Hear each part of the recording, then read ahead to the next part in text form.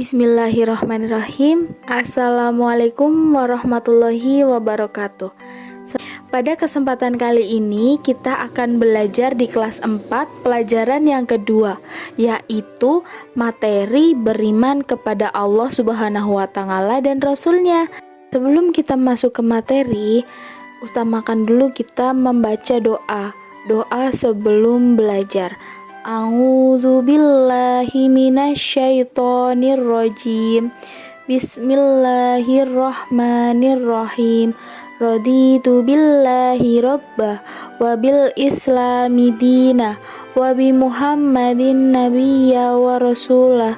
Rabbi zidni ilma. Amin. Nah, di sini Bu Guru akan menjelaskan siapakah Allah itu. Allah adalah pencipta dan penguasa alam raya ini dan seisinya.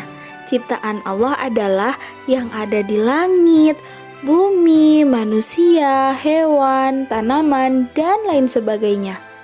Maka Allah adalah Al-Khaliq dan semua ciptaannya adalah makhluk. Jadi ada satu Khaliq yaitu Allah Subhanahu wa Ta'ala dan banyak makhluk yaitu yang diciptakan oleh Allah. Lalu, kemudian bagaimana cara kita untuk mengenal Allah Subhanahu wa Ta'ala?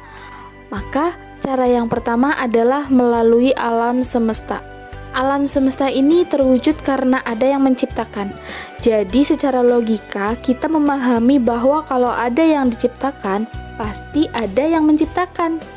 Nah, apa saja yang diciptakan oleh Allah Subhanahu wa Ta'ala? Yang pertama adalah makhluk mati. Apa itu makhluk mati? Makhluk mati adalah makhluk yang tidak diberikan nyawa di dalamnya. Misalnya, ada batu, kemudian air. Segala yang tidak memiliki nyawa di dalamnya. Kemudian, yang kedua adalah makhluk hidup. Apa itu makhluk hidup? Makhluk hidup adalah makhluk yang diberikan nyawa oleh Allah Subhanahu wa Ta'ala. Misal, manusia, hewan, tumbuhan, dan lain sebagainya. Kemudian, bagaimana cara mengenal Allah yang kedua? Yang kedua adalah melalui Al-Quran.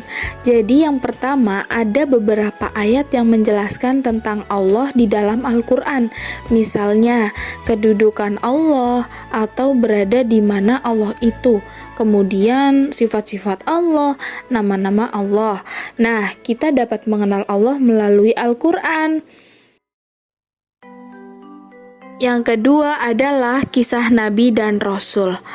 Nah, dengan kita melihat kisah-kisah masa lalu, misalkan nih, kisah Nabi Musa yang membelah Laut Merah. Terus ada lagi kisah Nabi Ibrahim yang diselamatkan dari api oleh Allah Subhanahu wa Ta'ala. Maka, kita bisa mengenal Allah dari kisah-kisah tersebut. Nah, selanjutnya, bagaimana cara mengenal Allah yang ketiga, yaitu melalui Asmaul Husna. Jadi Asmaul Husna ini menjelaskan tentang nama-nama Allah yang baik. Contoh, yang pertama ada Al-Basir. Apa itu Al-Basir?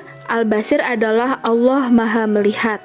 Allah Subhanahu wa Ta'ala mampu melihat apa saja sampai hal sekecil-kecilnya. Tidak ada yang luput sedikit pun dari pandangannya.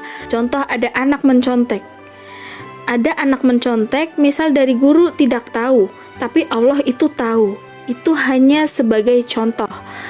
Nah, untuk yang kedua, yaitu ada Al-Adl.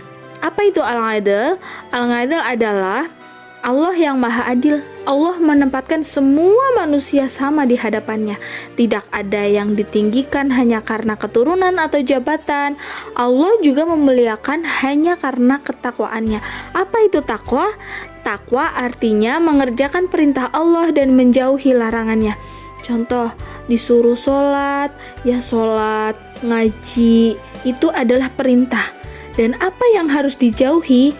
Yaitu membantah orang tua, nakal kepada teman yang lain, itu tidak boleh. Nah, untuk yang selanjutnya, yang ketiga adalah Al-Qadim. Apa itu Al-Qadim? Al-Qadim adalah Allah Maha Agung. Hanya Allah yang Maha Agung, yang tidak membutuhkan pertolongan. Allah yang memenuhi semua kebutuhan makhluknya. Misal nih, aku kepengen nih dapat ranking 1. Kamu berdoa minta kepada Allah. Nah, selain itu, kamu juga harus berusaha. Berusahanya kalian harus rajin belajar, giat membaca. Seperti itu. Pasti nanti mendapat ranking dan mendapat nilai yang baik. Baik anak-anak, untuk kesempatan kali ini Ibu Sulfa akhiri dulu. Tapi sebelum Bu Guru akhiri, kita membaca doa akhir majelis dulu. Bismillahirrahmanirrahim. Subhanakallahumma wa bihamdika asyhadu an la ilaha illa anta astaghfiruka wa atubu ilaik. Cukup sekian dari Bu Sulfa. Wassalamualaikum warahmatullahi wabarakatuh.